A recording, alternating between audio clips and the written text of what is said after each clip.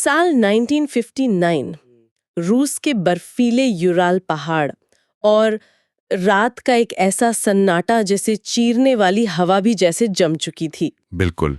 इसी माहौल के बीच 9 बहुत ही अनुभवी ट्रैकर्स का एक ग्रुप अपने टेंट में था। वो एक ऐसे अभियान पर थे जो उनकी काबिलियत का सबसे बड़ा इम्तिहान था। और वो कभी वापस नहीं लौटे। कभी नहीं। जब हफ्तों बाद बचाव दल उन तक पहुंचा तो जो मंजर सामने आया वो आज भी, मतलब 60 साल बाद भी दुनिया भर के जांचकर्ताओं के होश उड़ा देता है। उनका टेंट अंदर से फाड़ा गया था। वो सब उस जमा देने वाली रात में बिना जूतों के, बिना गर्म कपड़ों के भागे थे। और कुछ की हड्डियां तो इस तरह टूटी हुई थी जैसे किसी तेज रफ्तार गाड़ी ने उन्हें टक्कर मार दी हो। लेकिन शरीर पर बाहर एक खरोच तक नहीं थी और इन सब के ऊपर कुछ कपड़ों पर रेडियो एक्टिविटी के निशान। हाँ। आज हम इतिहास के सबसे उलझे हुए और परेशान करने वाले रहस्यों में से एक की गहराइयों में उतर रहे हैं, डाइटलॉफ पास की घटना। और हमारा मकसद यहाँ सिर्फ कहानी सुनाना नहीं है। हमारे पास जो भी स्रोत हैं, जांच की रिपोर्टें, डायरी के कुछ पन्ने, फोरेंसिक सबूत, हमारा काम है उस जानकारी के शोर से सच के संकेतों को अलग करना। हाँ, क्योंकि ये एक ऐसा मामला है जहाँ हर जवाब अपने साथ 2 नए सवाल लेकर आता है। बिल्कुल। हम ये समझने की कोशिश करेंगे कि इतने दशकों की जांच और दर्जनों थियोरीज के बाद भी क्यों कोई एक जवाब ऐसा नहीं है जो इस पहेली के सभी टुकड़ों को सही जगह पे बिठा सके। तो चलिए इस कहानी को बिल्कुल शुरू से पकड़ते हैं। जनवरी 1959। सोवियत यूनियन के 9 युवा ट्रैकर्स का एक ग्रुप, जिसका लीडर था इगोर डाइटलॉफ। और ये कोई शौकिया लोग नहीं थे जो बस घूमने निकल पड़े थे। नहीं, बिल्कुल नहीं। ये सब के सब अनुभवी ग्रेड 3 सर्टिफाइड पर्वतारोही थे, जो उस वक्त की सबसे ऊंची रैंकिंग थी। हाँ, और यहाँ पर उनका अनुभवी होना समझना बहुत जरूरी है। हाँ। सोवियत यूनियन में ग्रेड 3 पर्वतारोही होने का मतलब था कि आपने अनगिनत मुश्किल हालात का सामना किया है। आपको सर्वाइवल की हर तकनीक पता है। अच्छा, तो मतलब -30 डिग्री का तापमान उनके लिए कोई बड़ी बात नहीं थी? कोई हैरानी की बात ही नहीं थी। वो इसी के लिए तो तैयार होके गए थे। उनका अनुभव ही इस पूरी घटना को एक दुखद हादसे से उठाकर एक गहरे रहस्य में बदल देता है। क्यों? क्योंकि उस रात उन्होंने जो भी किया वो उनके प्रशिक्षण और अनुभव के बिल्कुल खिलाफ था। बिल्कुल। उनके हर एक कदम ने जैसे सर्वाइवल के हर नियम को तोड़ा। तो जब तय तारीख पे ग्रुप वापस नहीं लौटा तो खोज अभियान शुरू हुआ। हाँ। 26 फरवरी को बचाव दल को आखिरकार उनका कैंप मिला, एक सुनसान टेंट जो आधा बर्फ में दबा हुआ था। और यहीं से मामला अजीब होना शुरू होता है। पहली चीज जो किसी भी जांचकर्ता को खटकी होगी वो थी टेंट की हालत। क्या था उसमें? उसे किसी जानवर ने बाहर से नहीं फाड़ा था, उसे किसी ने अंदर से काटा था। चाकुओं के लंबे लंबे चीरे लगाए गए थे अंदर से। हाँ। अब जरा सोचिए, आप 9 लोग एक टेंट में हैं, बाहर बर्फीला तूफान है, और आप दरवाजे से निकलने के बजाय अपनी ही पनाहगाह को फाड़कर बाहर भागते हैं। ऐसा कोई तभी करेगा जब उसे लगे कि दरवाजे से निकलना बहुत धीमा होगा, या फिर जो खतरा है वो टेंट के अंदर ही है। 1 मिनट, खतरा टेंट के अंदर? लेकिन टेंट में तो वो 9 लोग ही थे। हाँ। और उनका सारा सामान, गरम जैकेट, जूते, कुल्हाड़ी, सब कुछ बड़े करीने से अपनी जगह पे रखा हुआ था। यही तो इस पहेली का पहला और सबसे बड़ा सवाल है। अगर आग लगी होती तो निशान होते, अगर लड़ाई हुई होती तो सामान बिखरा होता, लेकिन सब कुछ शांत था सिवाय उन चीरों के। और फिर जब बचाव दल ने टेंट के बाहर देखा तो बर्फ पर पैरों के निशान थे। हाँ, और वो जंगल की तरफ जा रहे थे। जंगल की तरफ, और कई निशान सिर्फ मोजों के थे, कुछ तो नंगे पैर के भी थे। -30 डिग्री में नंगे पैर बर्फ पे दौड़ना, ये तो आत्महत्या करने जैसा है ना? कुछ थ्योरीज पैराडॉक्सिकल अनड्रेसिंग की बात करती हैं। क्या वो हो सकता है? मतलब जब बहुत ठंड लगने पर अचानक गर्मी लगने लगती है। पैराडॉक्सिकल अनड्रेसिंग एक वास्तविक चीज है, हाँ, पर वो हाइपोथर्मिया के अंतिम चरण में होती है। वो एक धीमी प्रक्रिया है। अच्छा। वो अचानक टेंट फाड़कर भागने की वजह नहीं बताती। और यहाँ सिर्फ 1-2 लोग नहीं, पूरा का पूरा ग्रुप एक साथ भागा था। ऐसा लगता है जैसे किसी ने एक साथ उन सब के दिमाग में पैनिक बटन दबा दिया हो। तो पैरों के निशानों का पीछा करते हुए बचाव दल जंगल की सीमा तक पहुंचा। वहां उन्हें पहली 2 लाशें मिली, एक बड़े देवदार के पेड़ के नीचे, और उनके शरीर पर सिर्फ अंडरवेयर थे। और पास में एक छोटी सी आग जलाने की कोशिश के निशान थे, जैसे वो ठंड से बचने की आखिरी नाकाम कोशिश कर रहे हों। और उन पहली 2 लाशों की हालत भी बहुत कुछ बताती है। उनके हाथों की खाल उधड़ी हुई थी। जाहिर है उन्होंने घबराहट में पेड़ पर चढ़ने की कोशिश की थी। किस लिए? कुछ देखने के लिए या किसी चीज से बचने के लिए? शायद। लेकिन किससे? जंगल में किसी जानवर के हमले का कोई निशान नहीं था। उनका व्यवहार पूरी तरह से अतार्किक था। कुछ ही दूरी पर 3 और लाशें मिलीं, जिनमें ग्रुप लीडर इगोर डाइटलॉव भी था। उनकी लाशों की पोजीशन से ऐसा लग रहा था कि वे हिम्मत जुटाकर वापस टैंक की तरफ लौटने की कोशिश कर रहे थे, लेकिन रास्ते में ही ठंड से जम गए। और शुरू में जांचकर्ताओं को यही लगा कि ये एक दुखद लेकिन सीधा-साधा मामला है। ट्रैकर्स रास्ता भटक गए और ठंड से मर गए। लेकिन असली खौफनाक सच तो 2 महीने बाद सामने आया। हाँ, क्योंकि 4 लोग अभी लापता थे। 2 महीने बाद जब बर्फ पिघलनी शुरू हुई तो बाकी 4 लाशें एक खाई में मिली और इन 4 लाशों ने इस केस को हमेशा के लिए बदल दिया। क्योंकि इनकी मौत ठंड से नहीं हुई थी। बिल्कुल नहीं। इनके शरीर पर जो चोटें थीं वो बहुत भयानक थीं। एक ट्रैकर की खोपड़ी चकनाचूर थी।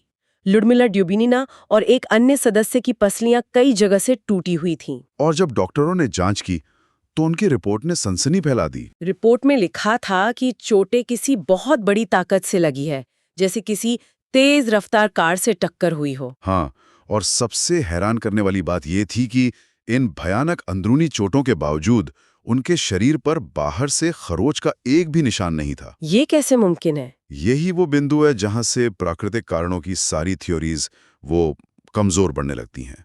अगर ये कोई हिमस्खलन यानी एवलांच होता तो शरीर पर कटने छिलने के निशान होते, हड्डियां टूटती, लेकिन साथ में बाहरी चोटें भी होती। यहाँ ऐसा नहीं था। नहीं, ये किसी कुचलने वाली ताकत की बजाय एक जबरदस्त दबाव वाली लहर, मतलब शॉकवेव की तरफ इशारा करता है। सवाल यह है कि पहाड़ों के बीच में ऐसी शॉकवेव आई कहां से? और एक डिटेल है जो इन सबसे ज्यादा परेशान करती है। ल्यूडमिला डुबिनेना, जिसकी पसलियां टूटी थी, उसकी जीभ गायब थी। हाँ, आधिकारिक रिपोर्ट में कहा गया कि शायद जंगली जानवरों में ऐसा किया हो। लेकिन ये बात किसी के गले नहीं उतरी। विशिष्ट चोट थी। तो अब हमारे पास क्या है?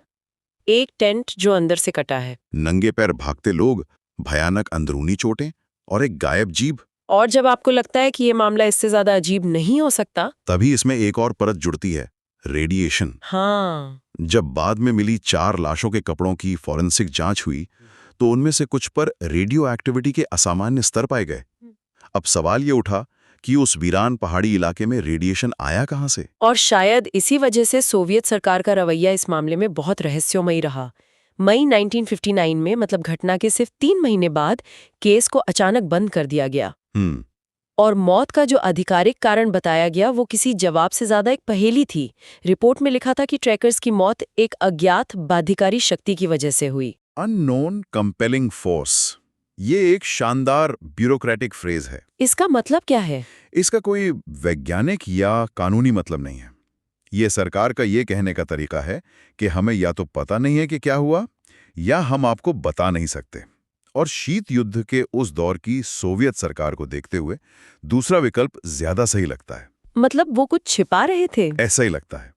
एक ऐसी सरकार जो हर चीज पर नियंत्रण रखती थी, उसका इस तरह हार मान लेना ही अपने आप में सबसे बड़ा सबूत था कि दाल में कुछ काला है। और इतना ही नहीं, सरकार ने इस केस से जुड़ी सारी फाइलों को टॉप सीक्रेट का ठप्पा लगाकर दशकों के लिए सील कर दिया। हाँ, और जिस इलाके में ये घटना हुई थी उसे आम लोगों के लिए अगले 3 सालों तक पूरी तरह से बंद कर दिया गया। इस सरकारी चुप्पी ने ही तो अनगिनत थ्योरीज को जन्म दिया। बिल्कुल।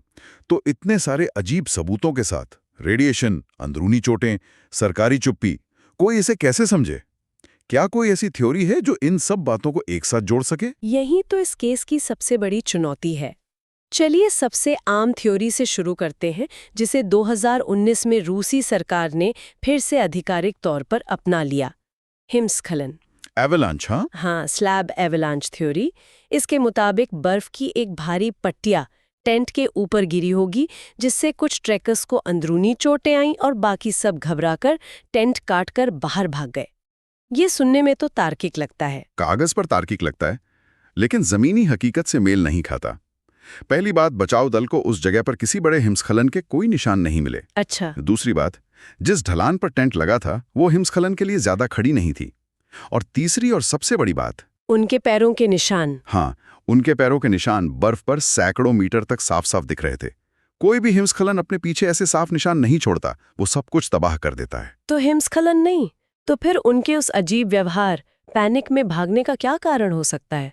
मैंने इंफ्रासाउंड के बारे में पढ़ा है। इंफ्रासाउंड एक दिलचस्प कॉन्सेप्ट है।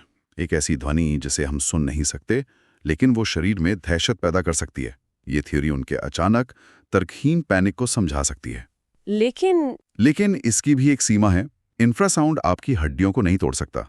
ये रेडिएशन की मौजूदगी को नहीं समझा सकता। तो ये हमें उस थ्योरी पर लाता है जो सबसे ज्यादा सनसनीखेज है, एक गुप्त सैन्य हथियार का परीक्षण। हाँ, और ये थ्योरी कई खाली जगहों को भरती है।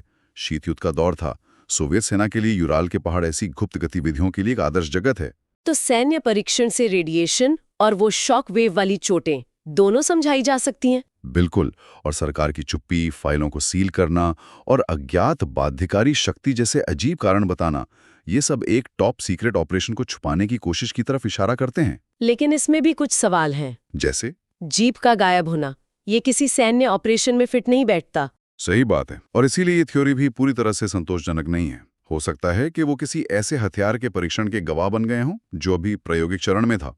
लेकिन ये सब अब अटकलें हैं। और जहां तक यति या एलियन जैसी थ्योरीज की बात है, वो सुनने में रोमांचक हैं, लेकिन उनके पक्ष में कोई भी भौतिक सबूत नहीं है। तो इतने सालों और अनगिनत जांचों के बाद हम आज भी वहीं खड़े हैं, सवालों के ऐसे चक्रव्यूह में जिसका कोई निकास नहीं है। डाइटलव पास अब सिर्फ एक भौगोलिक जगह का नाम नहीं है, ये इंसानी समझ की सीमाओं का एक स्मारक बन गया है। जैसा कि किसी ने कहा है, कुछ रास्ते इंसान के लिए नहीं बने। इस केस में दर्जनों तथ्य हैं, लेकिन जो बात मुझे आज भी सबसे ज्यादा परेशान करती है वो ल्यूडमिला डुबिना की गायब जीभ है। बाकी सब चीजों की कोई ना कोई दूर की वैज्ञानिक व्याख्या हो सकती है, लेकिन ये पूरी तरह से अलग है। ये जानबूझकर की गई क्रूरता जैसा लगता है। हाँ, इस घटना में एक ऐसा मानवीय या अमानवीय तत्व जोड़ता है जो इसे और भी ज्यादा डरावना बना देता है। शायद इस रहस्य का कभी कोई एक जवाब मिलेगा ही नहीं, और शायद यही बात इसे हमेशा जिंदा रखेगी। और अब हम अपने श्रोताओं के लिए एक अंतिम विचार छोड़ना चाहेंगे।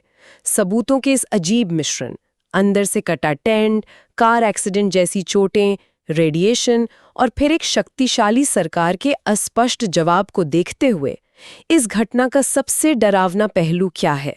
ये कि उस रात असल में क्या हुआ था, या ये कि शायद हमें कभी सच जानने ही नहीं दिया जाएगा, क्योंकि वो अज्ञात बाध्यकारी शक्ति कोई प्राकृतिक घटना नहीं बल्कि इंसानी राजों को दफन करने वाली एक व्यवस्था थी।